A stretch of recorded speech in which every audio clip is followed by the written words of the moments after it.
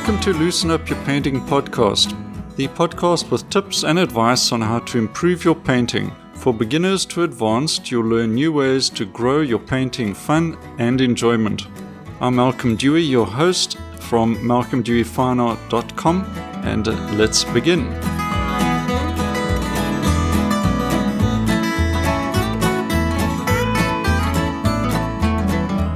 Hi and welcome to episode 3 of Loosen Up Your Painting podcast. This episode I'm going to be tackling perhaps a controversial topic, but I think something that every artist potentially gets trapped into doing and may be tempted to rely on this as a way to help learn how to paint, perhaps, that turns into something a bit of an unfortunate habit. And it's the cycle of copying paintings. Recently, an artist sent me the following question, and it goes like this.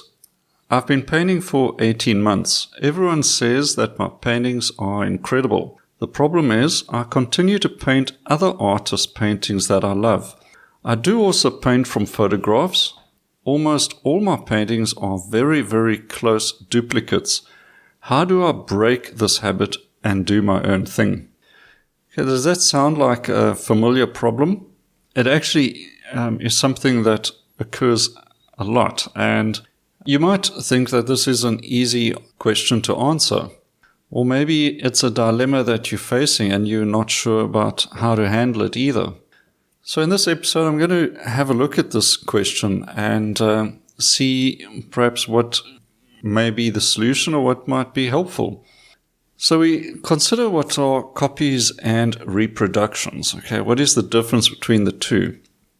And as I like to jokingly use as an example, I refer to, let's say, that Van Gogh painting of sunflowers that's hanging above your uncle's television set.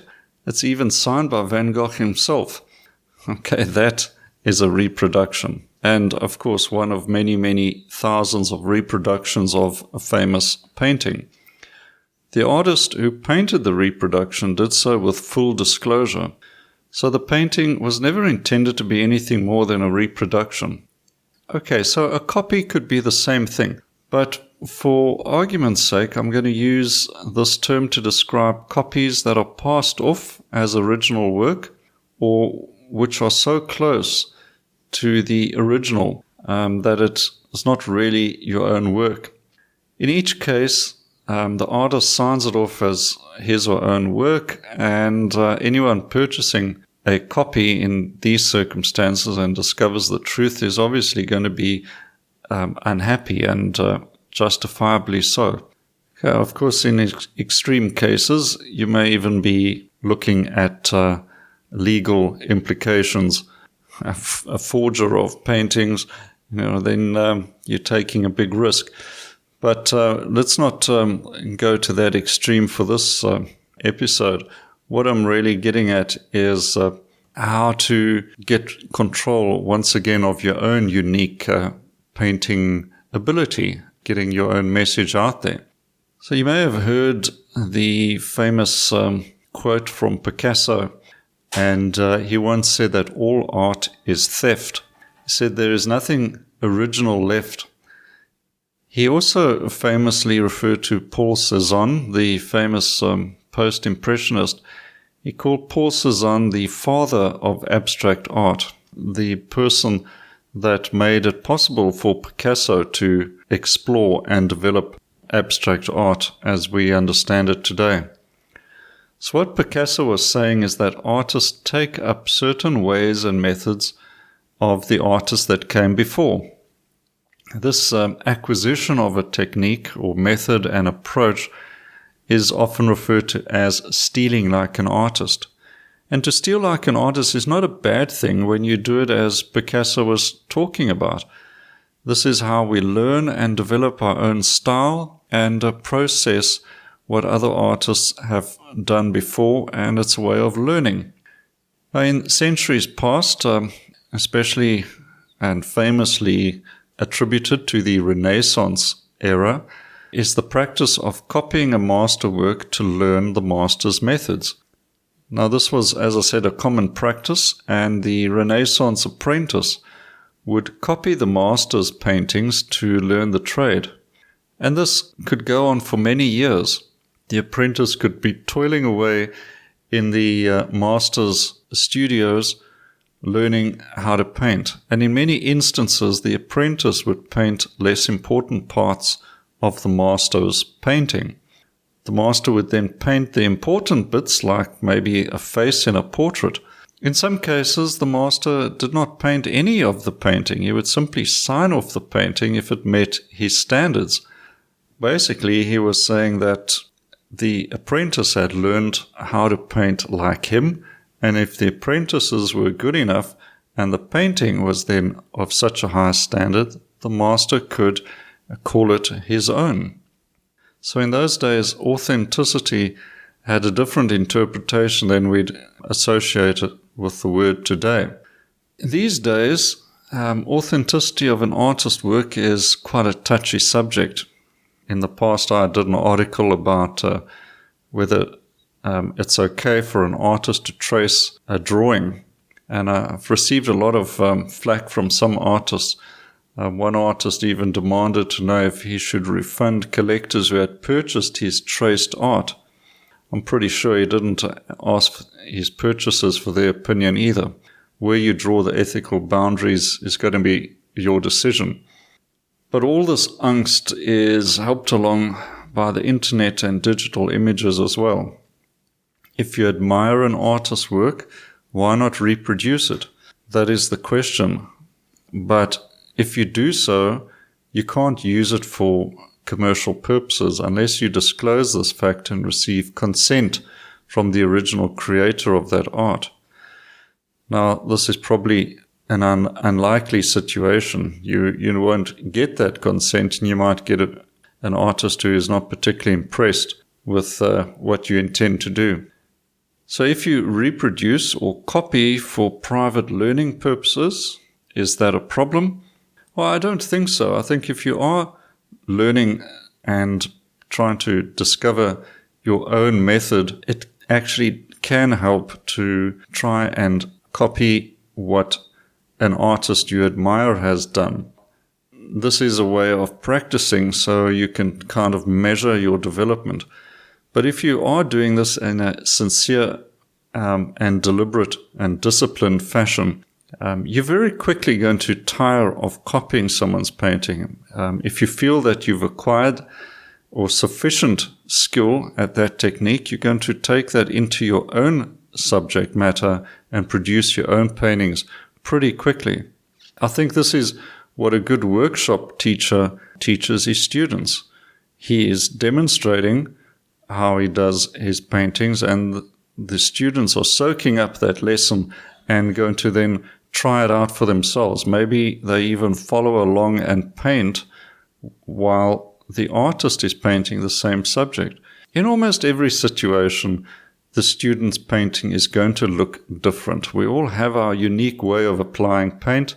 Even if you are studiously following another artist's technique, your version is going to be somewhat different.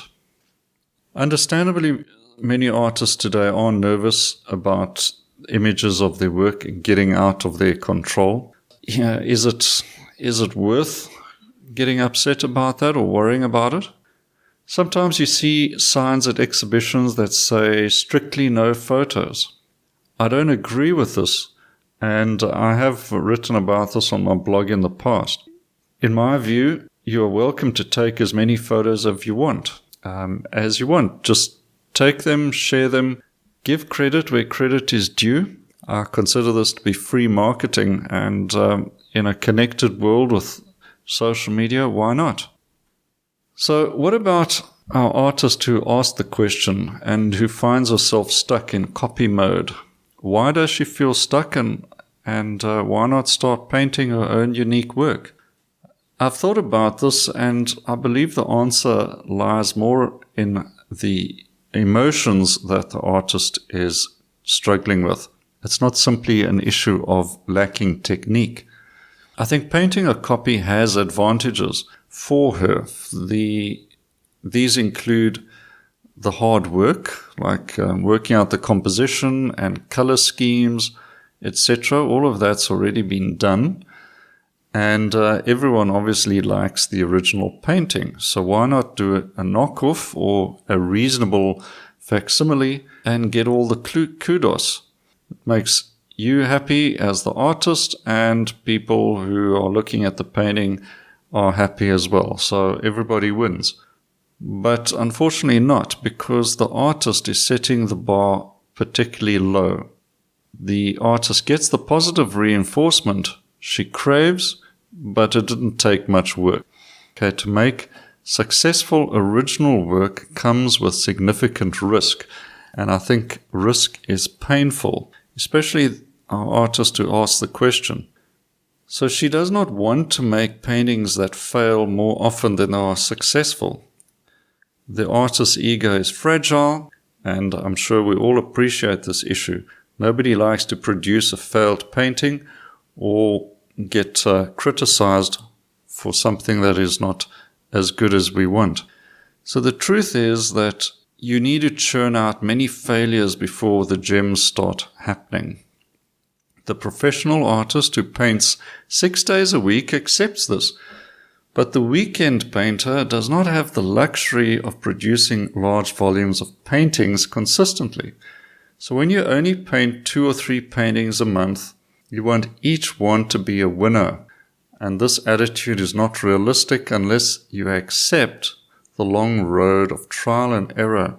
I've seen an artist burst into tears because she could not mix the right colors, or other artists who are so anxious that they abandon their paintings and never return to them. Some issues run deep and cover a lot of emotional pain that may not have healed. So if you recognize these emotions, then I suggest reading Julia Cameron's book, The Artist's Way. And she explores the way and methods that artists who have patched over some emotional issues, the way they can discover, confront, and answer these issues and then let them go. And it's not an overnight thing. It does take time. So to break the cycle, the emphasis must be on creating and not copying. So whether it's a photo from a magazine, the internet, or a friend's photo even, rather be inspired to create something that is original and not a copy.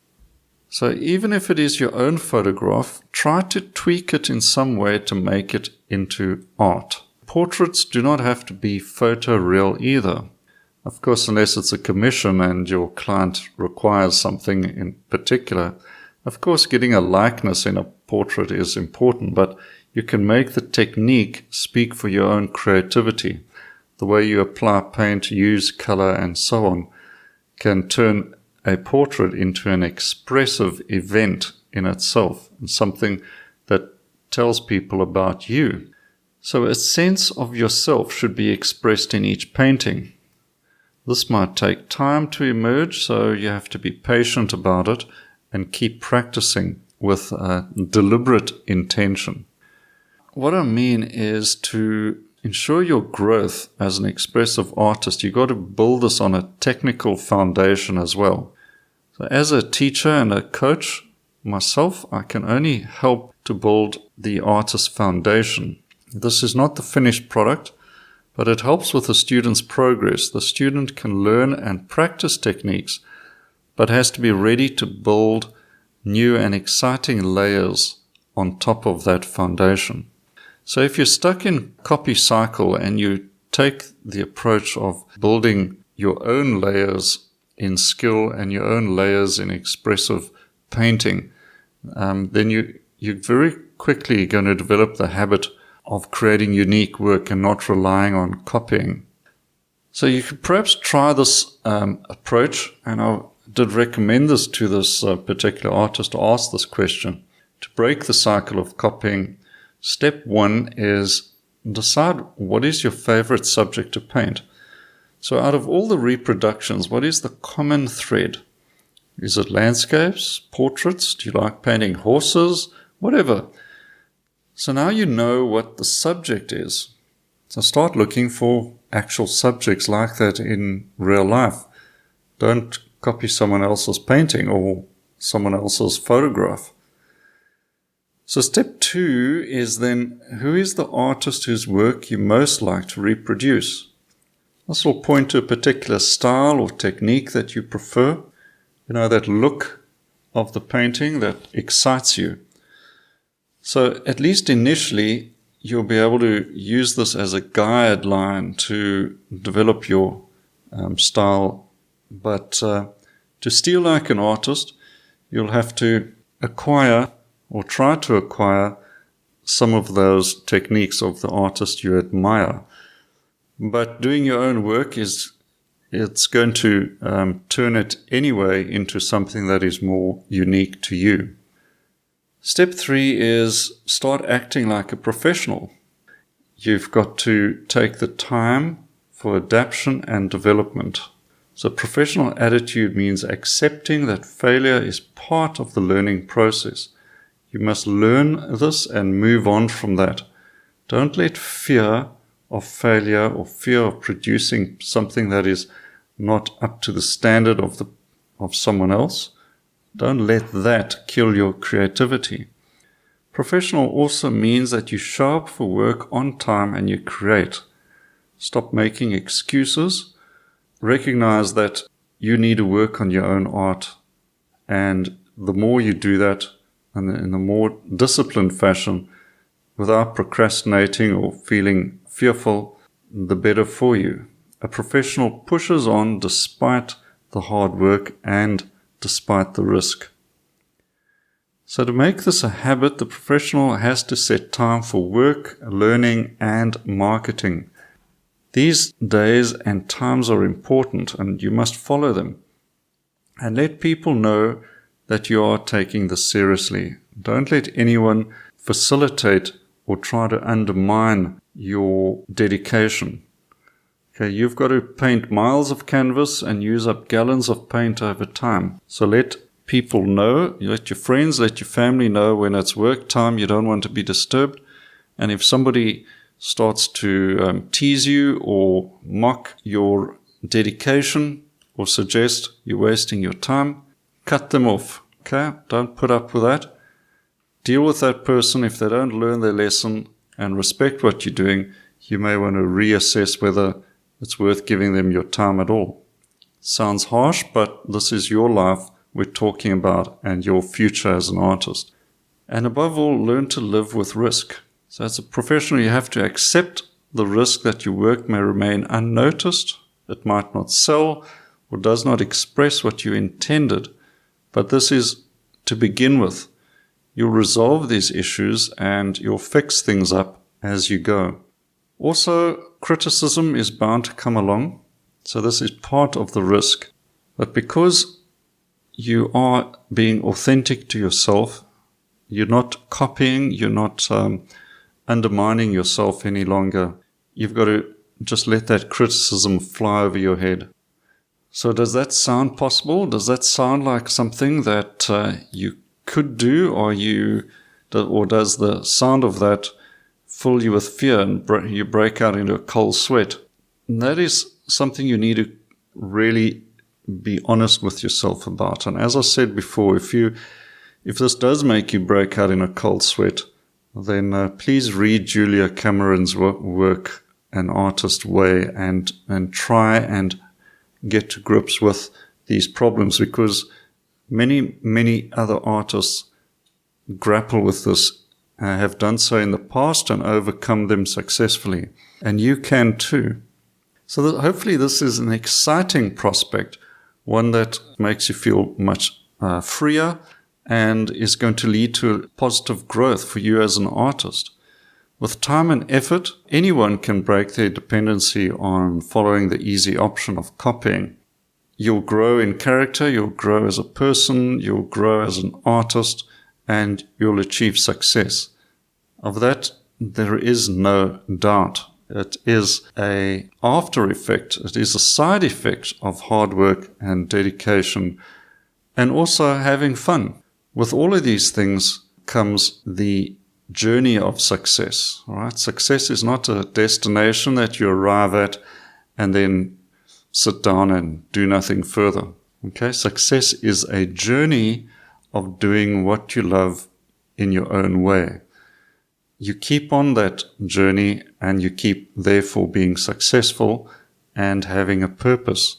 And that is a life worth living. And that's a priceless gift to yourself. Hopefully, this has helped to answer that particular artist's problem. I certainly hope that she's doing her own thing and enjoying it. If you have any questions that you'd like me to have a go at answering, or perhaps sharing my views, whether it helps or not, give it a try. Just send me your question. You can visit my website at malcolmdeweyfineart.com. Send me a note. Let's see if we can deal with that on the next episode of this podcast. I would also like to mention that this episode is brought to you by Learn to Paint with Impact, my foundation painting course. You can find out much more about the course and what's involved and other courses too on my website. Just look at the tab for painting courses and see if there's something that you enjoy. So until then, thanks for joining me on this episode and happy painting, and we'll chat again soon.